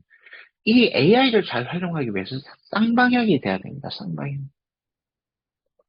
쌍방향이 되기 위해서. 그래서 통찰력을 길러야 되기 때문에 인문화도 같이 있는 책 100권을 이 책에다가 제가 추천을 해놓은 겁니다. 이것이. 그리고 그런 얘기를 해요. 혹자 또 이제 인문학 하시는 분도 그런 얘기를 해요. 저한테 좀 질문하시는 게, 아유, 거기, 그, 엔비디아의, 젠슨황이, 아유, 코딩 배울 필요가 없어 하니까, 이제 너 코딩이야? 안 해도 돼? 우리 애들 코딩 안 해도 돼? 했다가 저한테 엄청 혼났죠, 그분이. 왜요? 코딩은 배워놓으면 경쟁력이 되는 거예요. 제가 아까 말씀드렸죠. 이걸 질문에 있던데, AI 쪽에 어떤 미래 전략 어떻게 해요? 투트랙을 하셔야 돼요. 어떤 친구는 기술 기반 쪽이 있거든요. 그럼 그 친구는 기술 개발자로 융합을 해서 최고의 기술 테크니션으로 가게 하는 친구들은 코딩 배워 놓으셔야 됩니다. 또 다른 영역은 이 만들어져 있는 AI의 이 시스템을 어떻게 새로운 비즈니스로 융합을 시켜줄 수 있나. 즉, 응용 전문가가 되냐. 이 두 가지 방법으로 가셔야 돼요. 이 두 가지를 갖고 어느 쪽이 맞냐 틀리냐는 우리 여기 대부분 선생님들이 진로 상담 선생님이 여러분들의 역할이 정말 큽니다. 다시 한번 말씀드리지만 예를 들면 얼마 전에 저랑 한 5년 정도 인연이 있는 부산에 있는 학생이 있어요. 이 친구 같은 경우에 모 국립대학 다니다가 자기가 갑자기 어느 순간 AI 전문가가 되겠다해서 학점은행제로 갔어요. 갔는데 정말 열심히 했는데 문제는 뭐가 있냐면 이 친구가 뭔가 질문을 할 만한 이런 게 없는 거예요. 그런 프로그램 쪽으로. 그런데 저 대학원 동기가 어느 직인지 말씀드릴 수는 없지만 모 폴리텍의 이쪽 AI 소프트웨어가 교수로가 있어요. 그래서 그 과정에 이제 하이테크 과정에는 10개월 과정이 있습니다. 이 전문대 이상 출신들이 지원할 수 있는 그 과정 속에서 이제 이야기를 들어봤더니 학생들이 어떤 코딩이나 이런 게 막히게 되면 이 교수들조차도 어마어마한 늦게까지 퇴근을 못하면서 학생들의 그 궁금해한 걸 풀어준다 하더라고요. 그 얘기 딱 듣고 정보를 줬는데 이 친구가 거기에 합격을 했다고 하더라고요. 한 이후에 저 미래에 관련되어 있는 진로가 선생님 제가 빛이 보여요. 28 먹은 친구가 그런 얘기를 하더라고요. 항상 저는 안 돼요. 아니면 항상 뭐죠? 이렇게 좀비처럼 있던 친구가 내가 되게 할 게 생긴 거예요. 왜? 질문을 할 수 있는 최고의 선생들이 있으니. 자기가 가장 궁금했던 뭐 항상 고민을 했는데, 부산에서 그걸 질문할 데가 없다라는 거예요. 근데 이제 거기에 가서 이제 AI 쪽으로, 여러분 아시죠? AI 프로그램 돌리려면, GPU 이게 X4000 정도 되는 상당히 비싼 GPU가 필요하거든요. 이런 것들이 갖춰진 상태에서 교수님들하고 그런 식으로 토론식으로 수업이 된다라고 얘기를 딱 들었고, 실제로 그런 걸 면접에 물어봤다고 하더라고요. 그런 친구들이 앞으로 어떻습니까? 그 친구가 또 그러더라고요. 선생님, 음, 테크 기술 베이스에 인문학이 접목되는 게 아무래도 인문학에서 테크 메커니즘을 아는 것보다 훨씬 경쟁력이 있죠. 라고 딱 자기가 생각하고 저한테 묻더라고요. 맞습니다. 그게 더 경쟁력이 있어요. 그래서 코딩을 나름 생각을 하고 공대 베이시스에 있다면 인문학적인 소양과 융합을 시켜가 적절하게 밸런스를 맞추면 이 친구들이 앞으로 세상을 이끌어갑니다. 그 부분을 꼭 기억해 주시고요. 미래 직업 포트폴리오 샘플인데요. 요거는 그 지방에 있는 모 중학교 학생을 대상으로 제가 이제 작년 9월에 강연을 갔다가 이 학생이 이제 원래 학부모 대상으로 하는 거였는데 학생이 4명이 들어오는 거예요. 근데 이 학생들이 저 얘기를 듣더니 눈이 초롱초롱하게 듣는 거예요. 그래서 제가 한 학생한테 물었죠. 학생 혹시 좋아하는 거 있어요? 라고 했더니 과일을 좋아한대. 그래서 어떤 과일을 좋아하냐? 라고 했더니 사과를 좋아하는데 왜 좋아하냐 했더니 사과마다 특별한 맛이 있대요. 또 빛깔에 따라서 또 맛이 달라진대요. 이 친구 봐라. 딱 하는 순간 제가 바로 거기 참석하신 학부모님들한테 물었습니다. 뭐라고 물었냐? 이 친구 앞으로 진로 뭐로 정할까요? 했더니 한 학부모가 바로 나오더라고요. 소믈리에 바로. 오, 진짜 그분들이 깨어 계시더라고요. 시골인데도 불구하고. 그래서 제가 이제 그 친구의 글을 듣고 내가 만약에 이 친구를 앞으로 상담을 한다면 단계별 학업 및 커리어 플랜 이렇게 짜주겠다라고 해서 이 샘플을 제가 그 책에 넣어 놓은 겁니다. 책에 넣어 놓은 것들을 설명을 드리면 이런 친구는 굳이 인문계 갈 필요 있습니까? 없습니까? 없어요. 특성화고 가야 돼요. 이런 친구는. 왜 가야 되죠? 특성화 고등학교에 가가지고 특히 저기 충북생명산업고등학교를 봤더니 농가 쪽이에요 원래. 그러니까 품종, 와인 품종 알려면 토양을 알아야 되잖아요. 그럼 농사 경험을 해봐야 됩니다. 이런 친구는. 당연히. 그래야 나중에 프랑스의 보르도 지역의 그 토양을 알고 이 포도가 어떻게 되는지 그 데이터를 읽어낼 수가 있잖아요. 그리고 제가 이제 이 고등학교 과정의 방학 및 가외 활동에 이렇게 샘플을 해놨잖아요. 무슨 서비스? 고객 서비스. 어찌됐건 이 친구는 그 뭐죠? 그 마케팅 쪽도 해야 되기 때문에 사람을 다루는 일을 해봐야 된다. 라고 얘기를 했고요. 그래서 제가 이제 여기 옵션 1과 옵션 2를 넣어놨는데 책에서 넣어놨지만 저는 옵션 1을 별로 권하지 않습니다. 옵션 2로 저는 추천을 할 거예요. 이 학생한테. 일단 사회 나가라. 사회 나가서 와인 전문회사 가서 판매 보조원 해봐라. 뭐 마트를 가든 아니면 롯데 백화점을 가든. 그러면 거기에 소속돼 있는 이제 판매 회사에 아무래도 이제 비정규직으로 가겠죠. 거기서 견습을 한 3년 정도 실무 경험을 해봐라. 그리고 세종사이버대학에서 와인 소믈리에 학교가 있더라고요. 그런 데서 너가 온라인으로 틈틈이 주말에 공부를 좀 해라. 그래서 최신 트렌드 파악을 해라. 그럼 커리어 플랜을 이렇게 짜주는 거죠. 와인 소믈리어 너가 가겠다라고 했을 때는 와인 업계의 실제 전문가 될 수 있도록 로드맵을 짜주면 되고요. 그러니까 저 같은 경우에는 이 친구가 원하면 그 프랑스나 영국에 있는 르그로든 블루 같은 이런 요리 학교, 특히 와인이 체계되어 있는 학교에 갈 수 있도록 아마 이제 그렇게 리딩을 하겠죠. 이 친구가 원한다면. 그리고 확장 커리어 항상 확장 커리어 전략을 생각을 해야 돼요. 차 소믈리에, 샤케 소믈리에, 소믈리에 직종에 종사하거나 향수 디자이너, 퍼퓸 조향사 이런 그 뭐죠? 퍼퓸에 관련되어 있는 부분 다 연동을 시켜야 되는 거예요. 항상 하나만 고집을 하는 게 아니라 이 진로에 대해서 그거와 연관이 되는 진로를 항상 뭡니까? 융합을 시켜줘야 돼요. 그것이 제가 볼 때 진로 컨설턴트 역할이라고 생각을 하거든요. 미래 진로 컨설턴트들의. 반드시 습득해야 될 기술에 대해서 데이터와 재고 관리 소통 능력, 언어 능력이 다 갖추는 게 좋겠죠. 이런 것들을 해야 된다. 그래서 제가 아까 르그로든 블루나 이런 요리 학교를 추천했던 이유가 이 언어 능력 때문이고요. 그래서 로드맵 하이라이트는 이겁니다. 실용적 마케팅이 필요하다. 아까 제가 말씀드린 뭐죠? 인간과 인간의 경험이 매우 중요하다 그랬잖아요. 그 마케팅의 기본은 인간과 인간의 인터랙션이에요. 고객 서비스의 우수성과 글로벌 네트워크를 갖추었을 때 이 친구는 앞으로 10년 뒤에 연봉 5억 이상 받을 거예요. 굳이 한국에 안 있을 거예요. 만약에 이대로만 진행을 한다면 지금 5년이 아니겠네요. 중2니까 한 10년은 걸리겠다. 예. 저는 이렇게 이제 로드맵을, 어, 제가 컨설턴트로서 이렇게 많이들 해줬어요. 해외에 나간 친구들은. 이제, 여기 보시면, 프롬프트를 잘 다뤄야 되는데, 이게 문해력이라는 거죠. 문해력은 그 글에서 정보를 추출하고 주제와 의도를 파악하는 능력입니다. 그럼 제가 여쭤볼게요. 책만 읽는다고 이게 가능할까요? 아니죠. 예. 저는 참고로 정치를 보는 걸 좋아합니다. 정치하는 거 싫어. 왠지 아시나요? 정치인은 거의 다 거짓말을 할 수밖에 없지. 그러면 이 사람이 절대 정치인의 속마음을 드러내지 않습니다.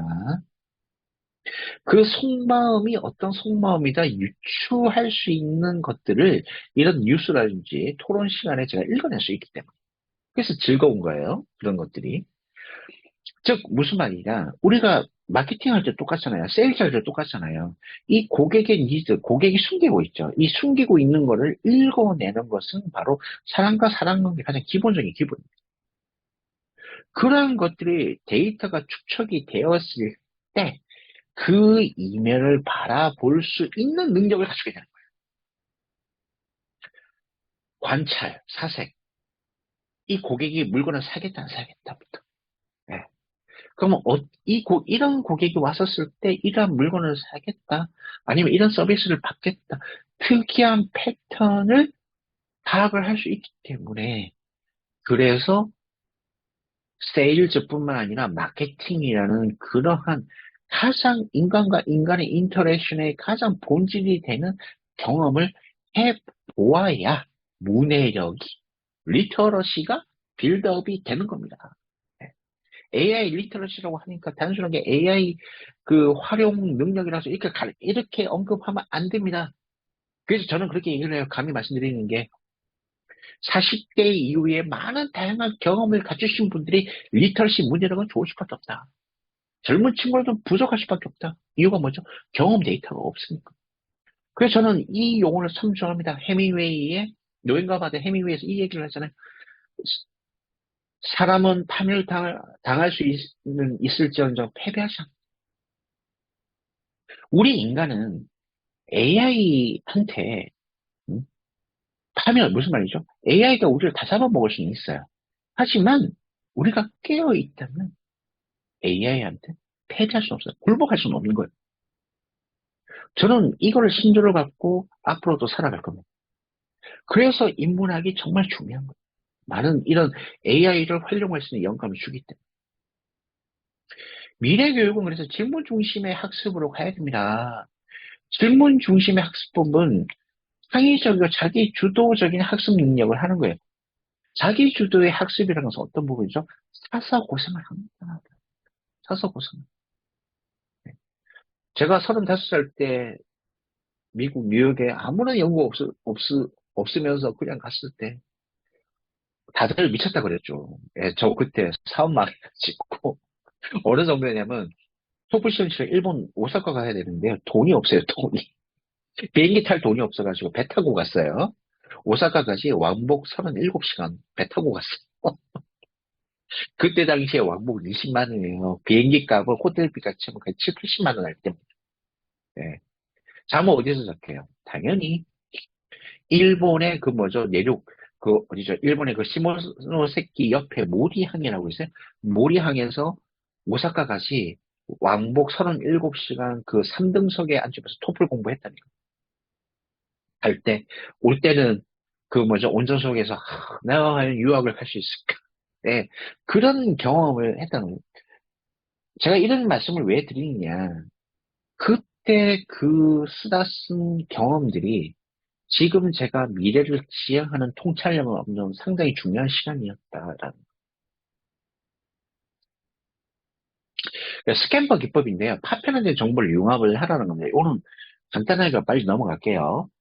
자, 우리 서울의 가장 성공한 정책 중에 하나가 올빼미 버스입니다. 심야버스, 지금 자율주행 버스가 다녀요. 처음에 이 통신 데이터로 교통정책에 집어넣은 겁니다. 유용한 데이터로. 통신 데이터를 교통 데이터에 기존의 데이터를 교통 데이터에서 통신 데이터와 대체 어느 정도 융합을 한 거죠.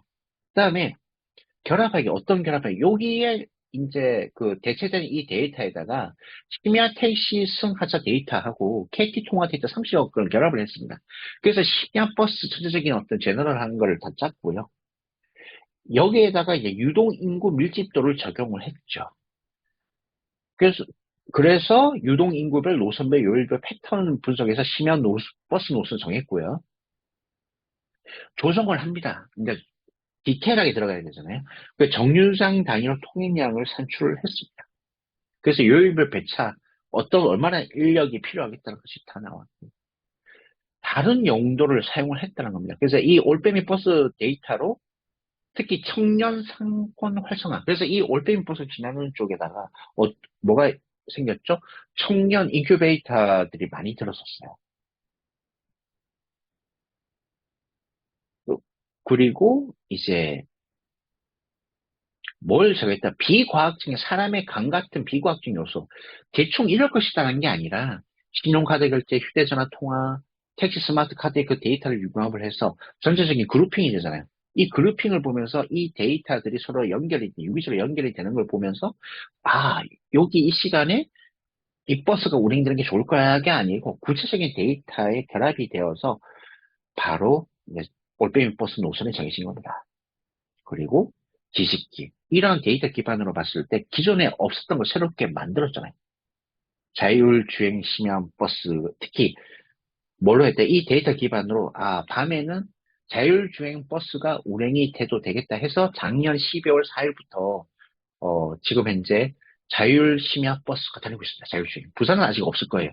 서울은 지금 다니고 있다. 라는 겁니다. AI 시대는 평균의 종말의 시대. 내가 좋아하는 걸 찾아야 돼. 가장 중요한 것들은 어떤 부분이냐. 나의 생활 패턴을 바꿔봐야 됩니다. 하지 않았던 거를 해보셔야 됩니다. 저가 지금 가장 갑갑한 게 코로나 이후에 코로나 때 못 나간 게 가장 제가 아쉽거든요. 제가 코로나 2020년 2월에 그 유럽을 올 때 스페인이 당시 클로징 되기 직전에 비행기 타고 나왔어. 조금만 늦었어도 저 못 들어올 뻔했습니다. 예. 이후에 저는 1년에 해외 5번을 꼭 나갔었거든요. 근데 코로나 끝나고 나서도 이게 이제 저도 어쨌든 코로나 때 많은 타격을 입었기 때문에 이걸 회복한다고 일상에 머물 수밖에 없었고, 이번에 가장 아쉬웠던 게 세스에 가고 싶었는데 너무 많이 올랐어요. 글로벌 공급망이 망가지면서 예전에 세스 2020 저희 그 공동 저자가 갔을 때만 하더라도 1,000만 원이면 5박 6일 정도 충분히 갔다 왔거든요. 이번에는 3박 4일인데 1,700만 원도 아니고. 예. 그 정도로 물가가 올랐어요. 깜짝 놀랐어요. 그러다 보니 정말 답답하죠. 그래서 올해는 제가 반드시 3번은 나간다. 예. 다짐을 했습니다. 예. 아무리 강연이 좋아도 무조건 챙겨놓고 간다. 시기는 대충 정해놨는데 왜 그럴까요? 깝깝해요. 국내에 많이 있습니다. 마찬가지로 우리 선생님들도 생활 패턴을 바꿔보면서 꼭 이때는 내가 나한테 리프레시, 나한테 보상을 한다는 입장을 꼭 가져보세요. 그래야 보이지 않았던 게 보이면서 내가 좋아하는 거를 지속적으로 할 수 있는 뭐가 생긴다? 원동력이 생기는. 인간만이 할 수 있는 특별한 요소. 자, 이 빨간 부분을 강조를 할게요. 포괄적인 해석 능력은 아직 AI는 완벽하지 않습니다. 포괄적인 해석 능력은 전체적인 프로세스가 그려져야 되거든요. 자, 대표적인 예를 한번 들어볼게요. 부산에서 운전을 하셨을 때 아마 마린시티에 들어가게 되면 GPS가 안 통해가지고 얘가 내비가 집어대로 왔다 갔다 할 때가 있어요. 그때 어떻게 운전을 하세요? 자, 두 부류가 있죠. 한 부류는 항상 내비가 애를 먹일 수가 있으니까 항상 머릿속에 그려놓으신 분들은 아주 편안하게 빠져요. 근데 어떤 분들은 어떻게 돼요? 이제 그때부터 우왕좌왕 하는 거예요, 이제. 그럼 어떻게 돼요? 이제 김 여사 아니면 김 아저씨 이렇게 되는 거예요. 그래서 우리는 반드시 뭡니까? 어떠한 돌발 사항이 발생할 수 있다라는 뭘 갖춰야 된다? 비상 이머전시 상황을 예측을 해서 항상 전체적인 어떤 상황 프로세스를 그려가지고 포괄적인 해석 능력을 꼭 갖추셔야 돼요. 이게 인간이 AI를 능가할 수 있는 특별한 요소입니다. 그래서 감성과 독창성은 AI가 아무리 고도화되더라도 당분간은 인간을 따라오기는 힘들 것이다. 라고 저는 보고 있습니다. AI에게 패하지 않을 능력을 그래서 우린 길러야 된다는 거죠. 그래서 전체적으로 봤을 때 전체를 보는 어떤 그런 이제 훈련을 하셔야 되고요. 주제와 의도를 뒷백 데이터를 읽어낼 수 있는 능력을 해야 되고요. 스스로 불규칙한 패턴을 만들어서 인공지능이 찾아내지 못한 능력을 빌드업 할 수 있는 거를 해봐야 됩니다. 예를 들자면 오늘 저 같은 경우에 강남으로 올 때 좀 특별한 코스로 왔어요. 항상 오던 코스가 아니라 제가 조금 변칙으로 해서 왔다 갔다 하니까 요 GPS를 일부러 제가 켜놓고 갔거든요. 네이버 지도가 얘가 왔다 갔다 하더라고요. 아, 네이버 지도가 아니라 티맵이 일부러 켜놓고 제가 그렇게 훈련을 시켜봐요. 그 이유가 우리가 이 핸드폰을 쓰게 되면 바로 뭐가 되죠? 우리가 사용하는 이러한 사용 경험 데이터가 전부 뭐죠? 통신사에 의해서 AI로 다 학습이 됩니다. 그러면 우리에 대해서 너무 잘 알고 있겠죠, 얘가. 그런데 오늘따라 이 아저씨 왜 이렇게 하면서 얘가 혼란이 온다라. 그것이 바로 가장 인간다운 능력 중에 하나입니다. 이것이 인공이 찾아내지 못한 능력이고요. AI와 디지털 결합할 수 있는 미래 직업. 이제 오늘 질문이 나온 것들 중에서 30가지를 뽑았는데, 시간 관계에서 다 얘기해 드릴 수는 없고요. 우리 선생님이 다 교사시잖아요. 앞으로 휴머노이드 로봇 교사 분명히 도입됩니다. 예, 2025년부터 이제 중고등학교에 AI 디지털 교과서가 도입이 되죠. 그럼 점점 이 데이터 축적이 되죠. 점점 데이터 축적이 되다 보면, 이제 어느 순간부터 뭐가 됩니까? 이제 기능적인 이런 부분은 AI가 뛰어나기 때문에 요즘 사람 같은 휴머노이드 로봇에다가 챗GPT 같은 AGI가 결합이 되면 사람보다 더 뛰어난 로봇 교사가 나올 거예요. 휴머노이드 로봇. 그들이 어떤 지적인 충족심을 해줘야 되고요. 그럼 우리 인간 교사들은 뭘 해야 됩니까? 이 로봇 교사가 제대로 하고 있는지 슈퍼바이징 해야 되고 동시에 뭐가 되겠죠? 우리 아이들이 어떤 상담을 요청할 때 그때는 사람과 사람이 상담을 하기를 원하잖아요. 제가 또 예를 하나 드는 게 윤리기술 변호사인데 예를 들어서 이제 윤리기술 변호사를 떠나서 자 부부가 이래서 만약에 이혼 상담을 한다고 변호사한테 가봅시다. 근데 남편이 상담하는 변호사는 AI 휴머노이드 변호사고요. 예. 우리 부인께서 상담하는 그 변호사는 사람 변호사예요. 예. 그러면 어떻게 하죠? AI 휴머노이드 로봇 변호사한테 우리가 차마 부부의 어떤 일을 이야기하기가 꺼림칙하잖아요. 예, 그죠? 그 부분입니다. 즉 인간과 인간의 아주 은밀하거나 내밀한 그러한 것들을 상담을 할 수 있는 사람들은 살아남습니다. 네. 그래서 제가 말씀드리는 게 AI와 디지털 결합이 된 미래 직업이 있지만 동시에 이러한 패턴이 있지만 이러한 것들을 슈퍼바이징, 즉 관리 감독할 수 있고 동시에 인간과 인간의 그 관계에 대해서 가장 전문적으로 최적화되어 계신 분들은 앞으로 어마어마한 미래의 능력을 발휘하게 되실 겁니다. ACI 시대의 진로교육 딜레마와 역할이죠. 예. 요걸 다 언급하기는 그렇고, 자, 경계 파괴 AI의 생활을 우리는 이제 지금부터 대비를 하셔야 돼요.